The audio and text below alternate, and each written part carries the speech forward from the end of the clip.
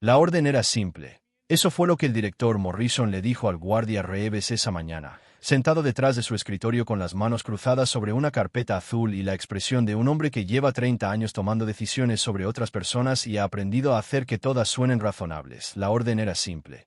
Ir al pasillo C, encontrar a Tyson, y decirle que las sesiones de entrenamiento en el gimnasio quedaban suspendidas hasta nuevo aviso. Eso era todo. Una notificación. De rutina. El tipo de mensaje que los guardias transmitían docenas de veces al día en una prisión de este tamaño. Sin confrontación necesaria. Sin autoridad especial requerida.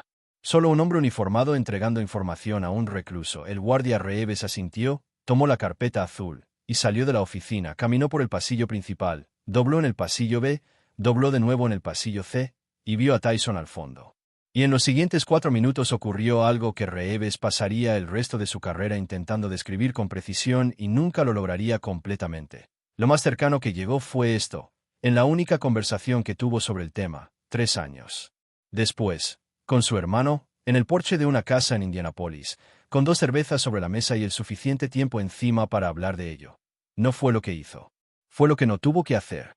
Reeves tenía 41 años esa mañana. 23 de esos años los había pasado dentro de instituciones penitenciarias del estado de Indiana, primero como guardia de nivel básico en la prisión de Pendleton, después como supervisor en Michigan City, y finalmente aquí, en la prisión estatal de Indiana en Plainfield, donde llevaba 6 años y donde su reputación era tan sólida y tan específica que los nuevos guardias la aprendían en su primera semana sin que nadie se la tuviera que explicar. Explícitamente, Reeves era el tipo que no levantaba la voz. No porque fuera pasivo. No porque evitara el conflicto. Sino porque en 23 años había aprendido algo que la mayoría de los hombres en este trabajo tardaban una década en entender. Si es que lo entendían. Que la voz levantada es siempre una señal de pérdida de control. Y que un guardia que pierde el control dentro de una prisión ha perdido la única cosa que lo separa del hombre al que está custodiando. Había procesado a asesinos, había acompañado a hombres a celdas de aislamiento que no querían ir. Hombres que pesaban 120 kilos y tenían 20 años menos que él. Y lo había hecho sin que la situación escalara más allá de lo manejable porque Reeves entendía algo fundamental sobre la naturaleza del poder en espacios cerrados. El poder real no se anuncia. Se ejerce en la manera en que un hombre ocupa el espacio que tiene a su alrededor. En la calidad de su respiración. En si sus manos están quietas o no cuando no hay nada que sostener. Había estado presente en 3 motines. Había salido de los 3 sin una fractura esa mañana de martes, con la carpeta azul del director Morrison bajo el brazo izquierdo y el sonido de sus propias botas resonando en el concreto del pasillo C. Reeves no tenía ninguna razón para sentir nada diferente a lo que sentía cualquier otro martes por la mañana en esta prisión.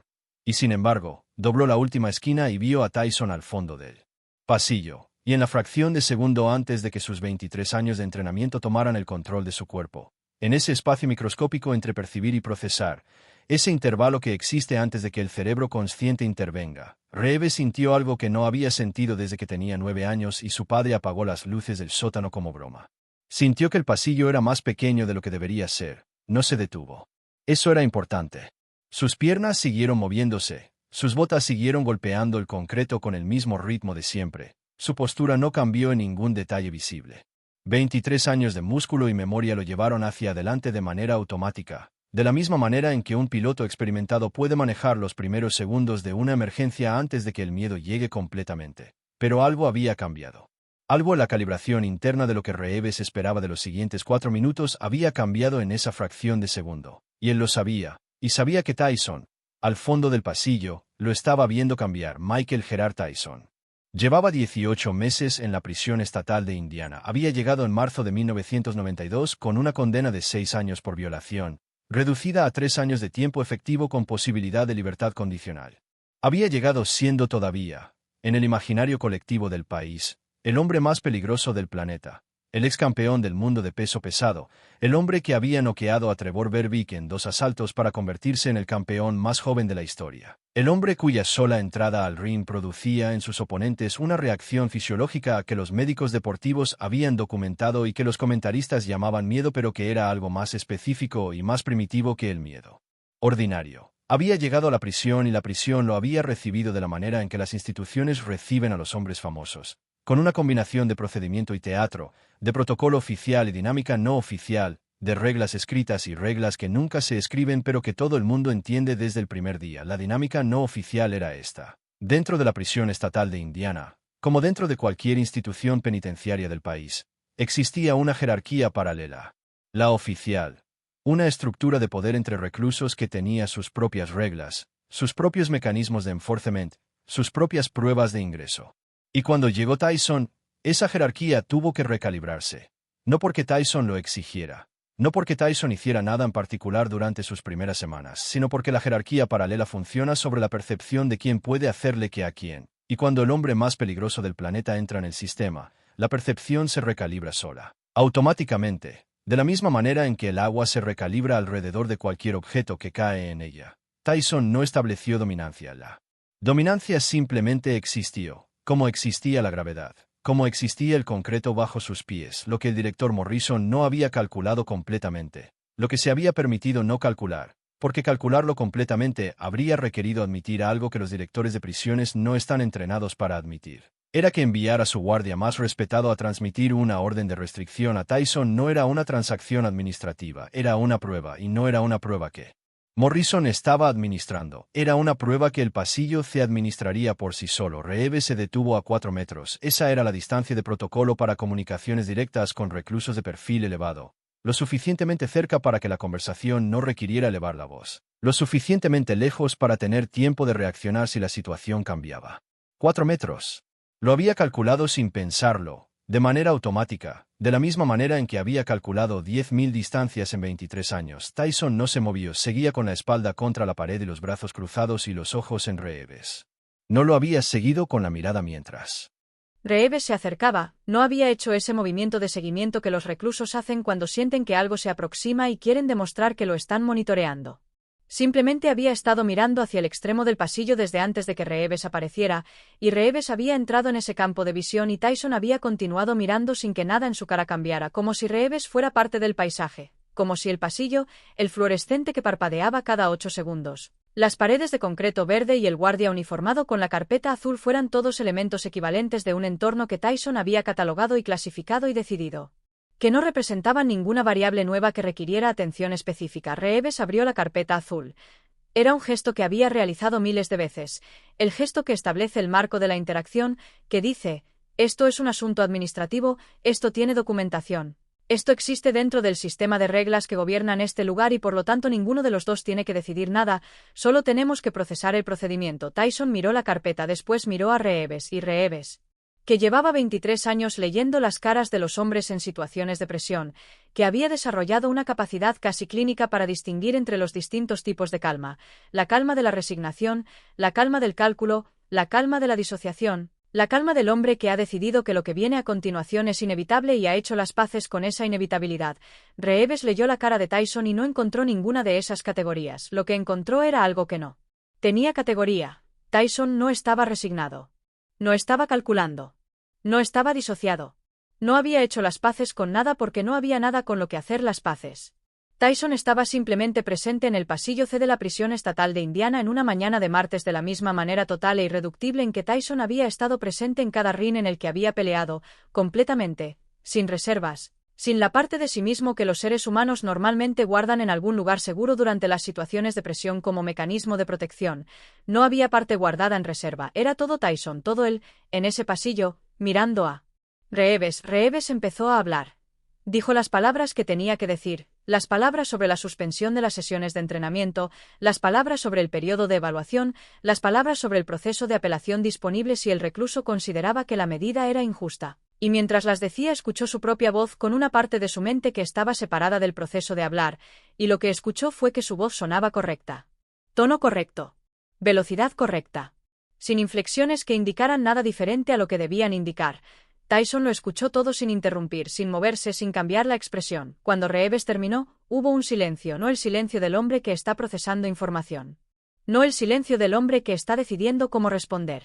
Era el silencio de un hombre que ya había procesado todo antes de que empezara, que había visto la conversación completa antes de que ocurriera, y que ahora simplemente estaba dejando que el tiempo pasara hasta que llegara el momento en que le correspondía hablar. Tyson habló, dijo 3 palabras, después se separó de la pared, lentamente, sin urgencia, con el tipo de movimiento que tienen los animales grandes cuando deciden cambiar de posición, no porque algo los obligue, sino porque han decidido que es el momento.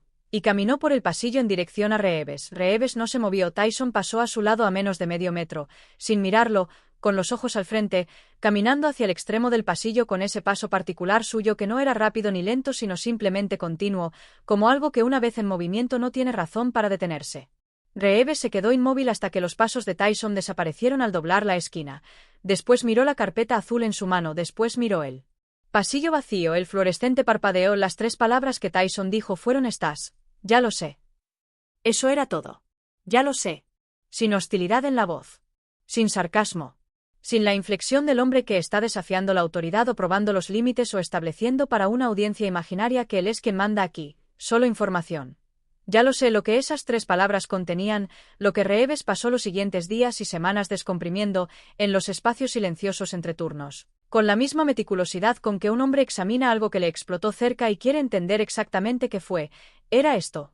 Tyson sabía sobre la suspensión antes de que Reeves llegara al pasillo, lo cual significaba que Tyson tenía información del interior de la estructura administrativa de la prisión antes de que esa información fuera transmitida oficialmente, lo cual significaba que la orden que Morrison había descrito como simple, como rutinaria, como el tipo de comunicación que un guardia experimentado maneja sin pensar, había llegado a Tyson a través de canales que Morrison no controlaba y probablemente no conocía completamente, lo cual significaba que el pasillo C no había sido una transacción administrativa, había sido una demostración, pero no la demostración que Morrison había imaginado. Morrison había imaginado que Reeves llegaría al pasillo, transmitiría la orden, y Tyson la recibiría, y que ese proceso, observado o no por otros reclusos, establecería algo sobre la naturaleza de la autoridad en este lugar. Que el sistema podía llegar hasta Tyson. Que el sistema podía restringirlo.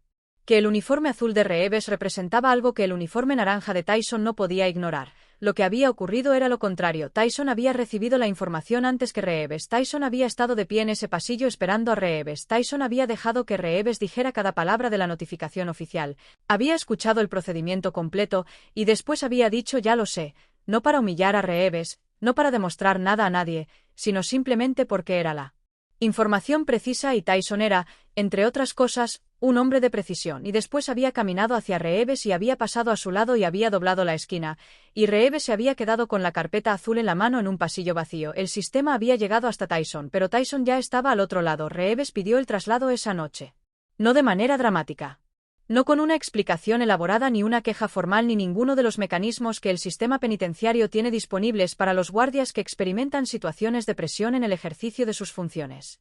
Llenó el formulario de solicitud de traslado voluntario, escribió razones personales en el campo de justificación, lo dejó en el escritorio del director Morrison y se fue a casa. Morrison lo llamó al día siguiente, le preguntó qué había pasado en el pasillo C. Reeves pensó en cómo responder. Pensó en las palabras disponibles: incidente, confrontación, amenaza implícita, demostración de fuerza, y descartó cada una porque ninguna era precisa. Ninguna capturaba lo que había ocurrido sin añadir algo que no había ocurrido, sin darle una forma que lo hacía más manejable institucionalmente pero menos verdadero. Finalmente dijo: nada. ¿No pasó nada? Morrison esperó. No pasó nada que pueda documentar, dijo Reeves. Hubo un silencio en el teléfono. El traslado está aprobado, dijo Morrison. Reeves colgó 3 años después, en el porche de la casa de su hermano en Indianápolis, con el verano llegando a su fin y 2 cervezas sobre la mesa y la suficiente distancia temporal para examinar aquella mañana sin la carga inmediata de haber estado en ella. Reeves intentó una vez más encontrar las palabras correctas. Su hermano era mecánico, un hombre práctico, acostumbrado a diagnósticos concretos, a problemas con causas identificables y soluciones verificables. No tenía el vocabulario de las instituciones penitenciarias ni el marco de referencia para lo que Reeves estaba intentando describir, pero escuchó. No fue lo que hizo, dijo Reeves finalmente, mirando la calle desde el porche. Fue lo que no tuvo que hacer. Su hermano esperó. Tyson no hizo nada. No dijo nada amenazante. No se movió de manera amenazante. No elevó la voz. Técnicamente, si hubiera habido una cámara apuntando a ese pasillo durante esos 4 minutos, no habría nada que mostrar. Un guardia entrega una notificación. El recluso dice 3 palabras. El recluso se va. Fin. Pausa. Pero yo salí de ese pasillo sabiendo algo que no sabía cuando entré. ¿Qué? Preguntó su hermano. Reeves tomó la cerveza. La sostuvo un momento sin beber. Que hay hombres para los que las reglas son el entorno, dijo. Y hay hombres que son el entorno. Y cuando uno de los segundos está en el mismo espacio que uno de los primeros, las reglas no desaparecen. Siguen ahí. Todo sigue ahí. Bebió. Pero el orden de las cosas.